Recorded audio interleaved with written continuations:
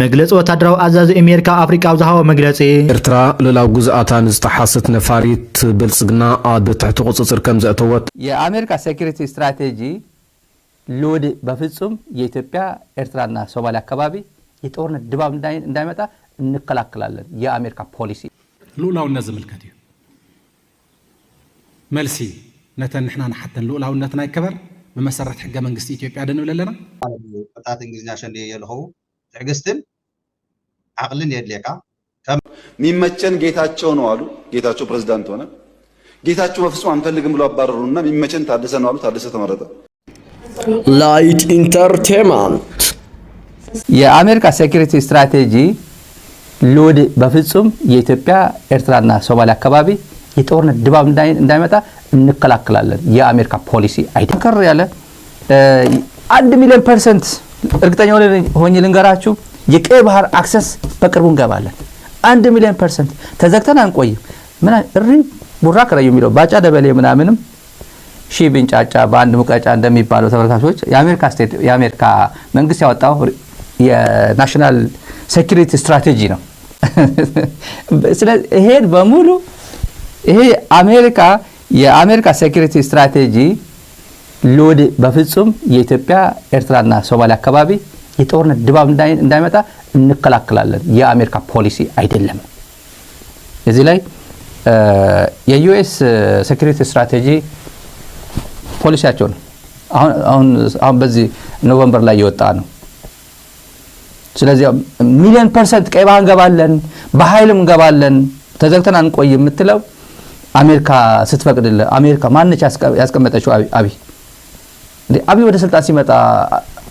ኢትዮጵያ የነበረው የአሜሪካ አምባሳደር ታስታውሱታላችሁ ከቤኒን የመጣው አምባሳደር የሰጠው ድጋፍ ማለት ያኔ የቄሮ ፕሮቴስት ምናምን አብይ እንትን ሲመጣ ምናምን የነበረው ነገሮችን እንዴት አድርጎ ሲዘግብ ነበር ወደ ኋላ ሄዳችሁ መዘገብ ማየት ይችላልላችሁ የነበረው እነ ያማማቶ አምባሳደር ያማማቶ አብይን ምረጡ ሲሉ አብይ ሰዓት ምን አሉ አሜሪካ ሊቀመንበራችን አትመርጥም እኛ አሜሪካ አትመርጥልንም አልነው ያሉ ጊዜ አብይ በማን ፍቃድ ነው ያለው አሜሪካ ደግሞ እዚህ አካባቢ ሰላም ነው ፈልገው በተደጋጋሚ ማርኮ ሩቢዮ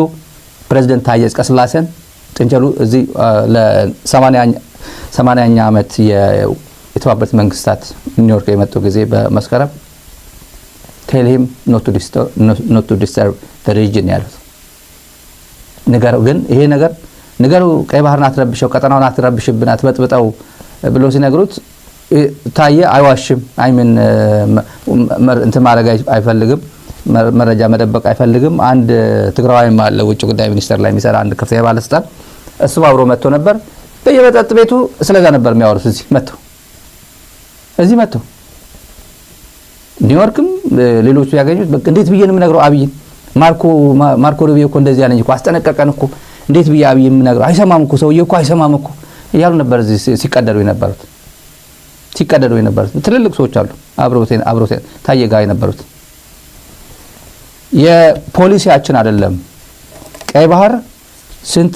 መርከብ የአሜሪካ ኢንተረስት ያለበት ነው በርካታ መርከቦች በቀይ ባህር የሚተላለፉት እዚህ አካባቢ የቀይ ባህር ሰላም እንፈልጋለን እኛ በሆነ መንገድ አሁን እነሱ ጀነራል አንደርሰን የአሜሪካ ሰውየው ትልቁ ጀነራሉ የአፍሪካ አዛዡ የአፍሪካ ሰራዊት አዛዥ የአሜሪካ ማለት ነው ሄዶ ተናገሩ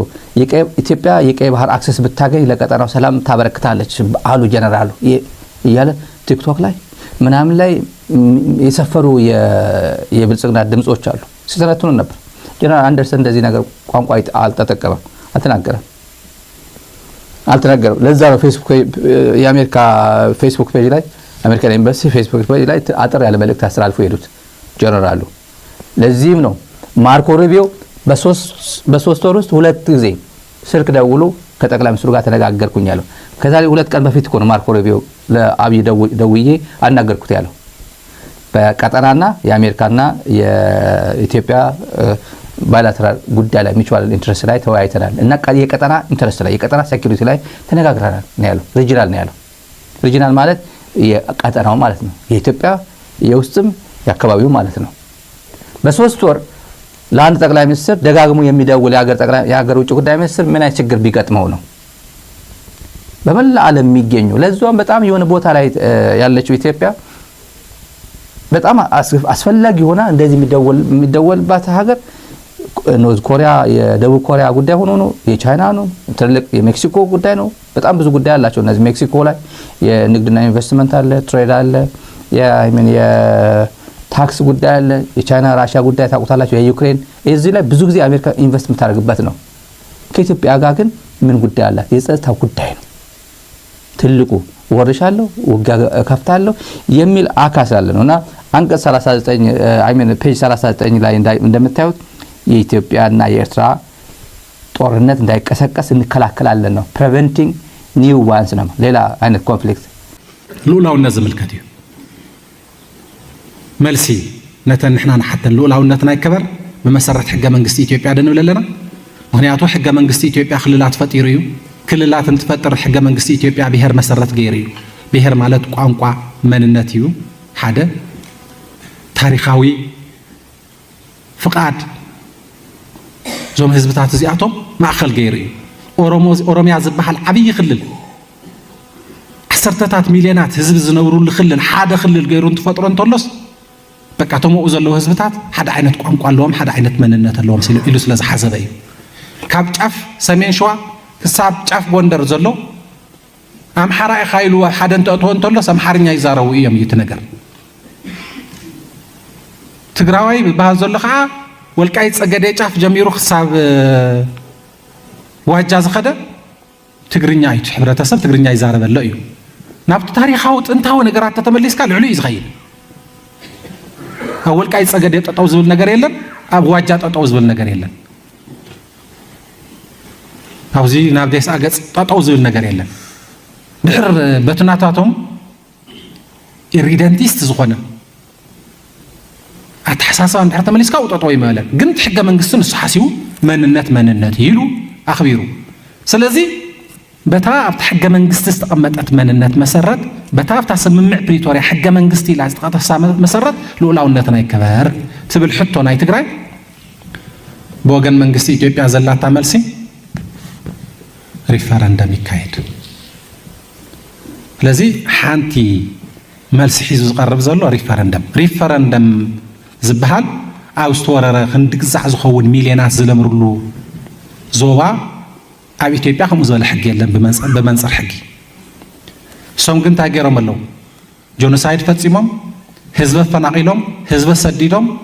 ኣብቲ ህዝቢ ዝነበሮ ኣብ ገዝኡ ኣብ ቢዝነሱ ኣብ ሕርሽኡ ሓደሽቲ ሰፈርቲ እትዮም ኢትኒክ ክሊንሲንግ ፀረጋ ምስ ኣካየዱ ውፅኢቱ ስለ ዝፈልጥዎ ባዕሎም ስለ ዝመርሕዎ ናብ ሪፈረንደም ከእትውና ስለዚ ልኡላውነት ትግራይ ሕጊ ወዲእዎ እዩ ዝብል መልሲ ሒዞም ንምቕራብ ብሕጊ ኸዓፅይዎ ፌደሬሽን ቤት ምኽሪ ነዚ ሓላፍነት እዚ ተሰኪሙ ክሰርሕ መግለፂ ወታደራዊ ኣዛዚ ኣሜሪካ ኣፍሪቃዊ ዝሃቦ መግለፂ ሶማሊላንድ ሓንቲ ካብ መካከል ሃገር ሶማልያ ምዃና ዝሓበረ ኮይኑ እዚ ሓረግ እዚ ንሓድነት ግዛታዊ ምሉእነት ሶማልያ ኣሜሪካ ከም ትድግፍ ምዃኑ ገሊጹ። ሶማሊላንድ ንዝሓለፈ 30 ዓመታት ንዋና ከተማ ሃርጌሳ ብምግባር ካብ ዓባይ ሶማልያ ተነፂላ ናይ ገዛ ርእሳ ምምሕዳር ዝኣወጀት ኮይና ብህግራዊ ማሕበረሰብ ልኡላውነት ሃገር ተፈላጥነት ዘይረኸበት ክሳብ ሕጂ ከም ኣካል ሶማልያ ሞቃዲሾ ትሕሰብ ዘላ ግዛኣት እያ ልኡላዊት ኣይኮነትን ክብል ገሊጹ። ፋኖ ዝተፈላለዩ ከባብታት ይቆፃፀረለው ዘለወሉ እዋን ዓበይቲ ጀነራላት ይማርኽን ብወለንቶም ናብኡ ይፅንበሩ ከም ዘለው ድማ ይግለጽ ኣሎ። ብወገን ደቡባዊ ቀይሕ ባሕሪ ካብ ክልል ዓፋር ብብዝሒ ከባቢ 39 ዝብዝሖም ማለት 39 ዝብዝሖም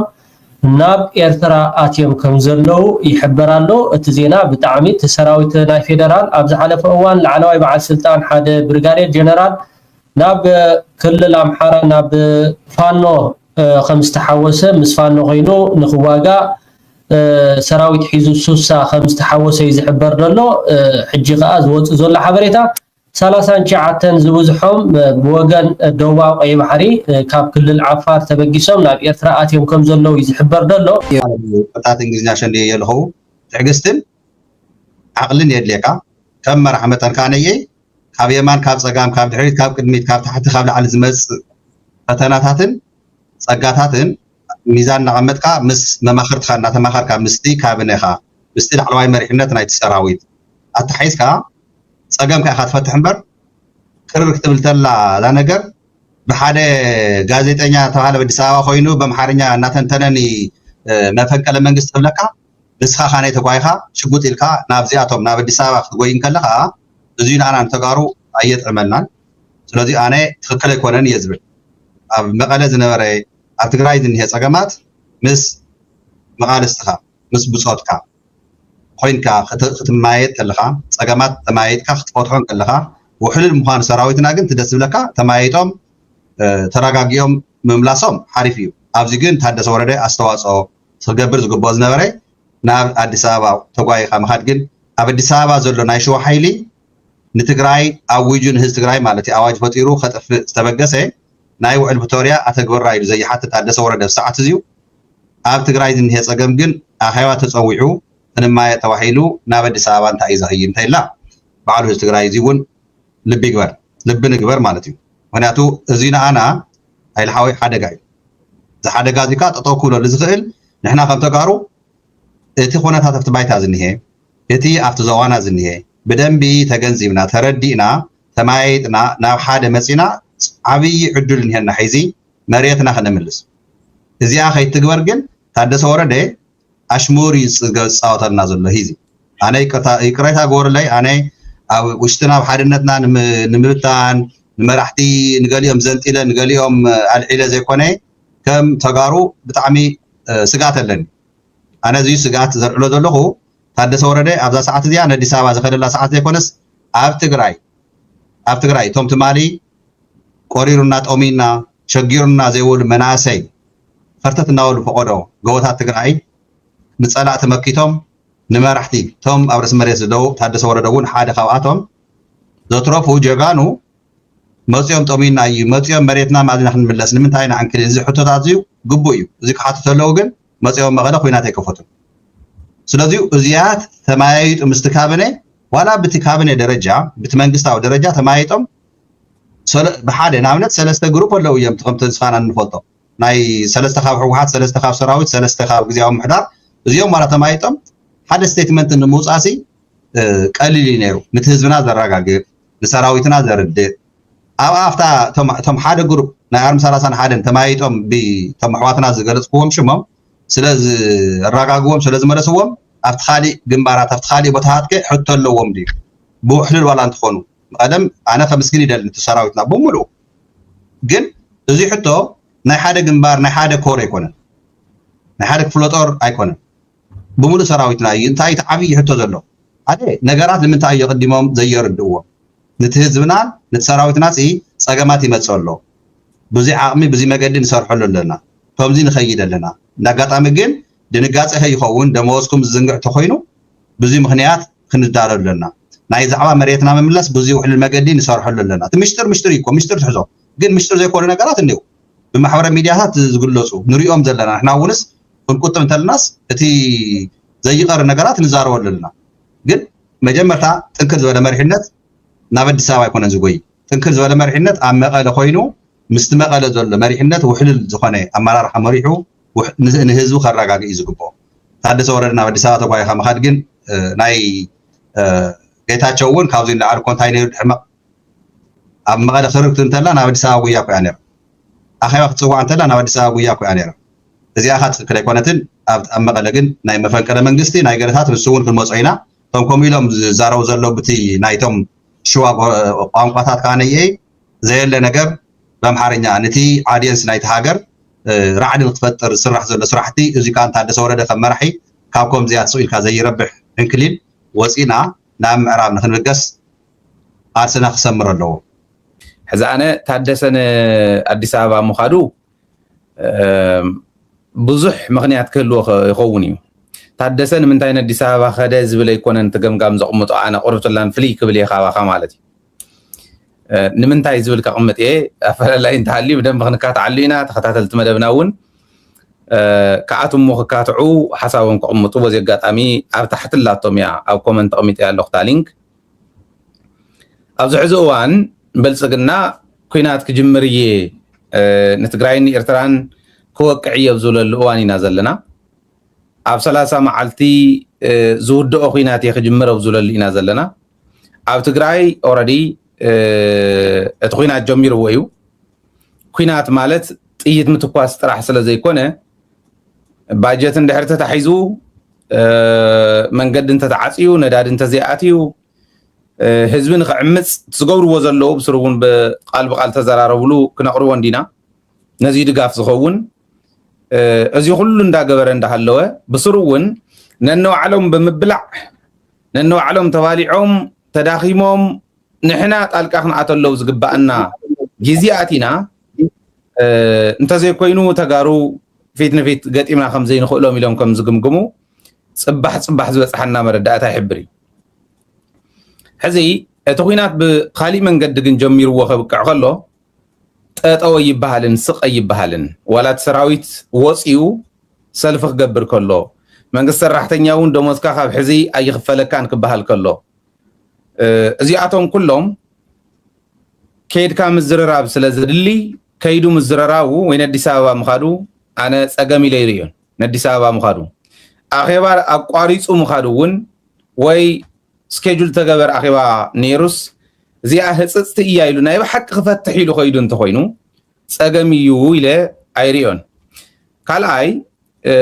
كوينات مجمار طرح انت يكونس اتباجتون كمص اندحر كوينو بلصقنا عصي وزني كمص اندحر كوينو تادس خيدو مزرراب كدليه ازيوم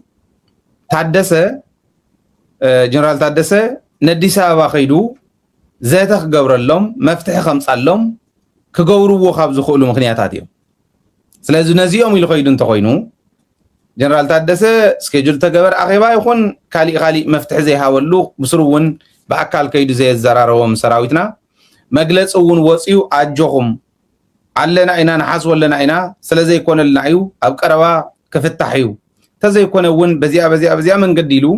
هزو خمرح زي كعله ندي سابا مخادو كخودو زخيل